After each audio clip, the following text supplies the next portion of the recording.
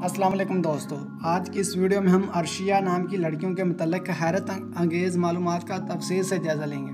तो वीडियो शुरू करने से पहले आप सब दोस्तों से गुजारिश है कि वीडियो को पूरा देखें और अगर आप हमारे चैनल पर नए हैं तो चैनल को सब्सक्राइब करके बेल के बटन को ज़रूर दबाएँ ताकि नए आने वाले तमाम वीडियो का नोटिफिकेशन आपको बर वक्त मिलता रहे। और अगर आपको हमारी वीडियो अच्छी लगे तो वीडियो को लाइक और शेयर ज़रूर कर दें। तो चलो चलते हैं आज की वीडियो की जानिब। नाम अर्शिया। अर्शिया के स्पेलिंग हैं ARSHIYA। अर्शिया नाम का मानी है परी और अल्लाह का घर। जिन्स लड़की। मज़हब मुस्लिम नेम। Lucky number 9। लकी दिन मंगल और जुमेरात। लकी रंग सुर्ख और बनफशी। लकी पत्थर रूबी।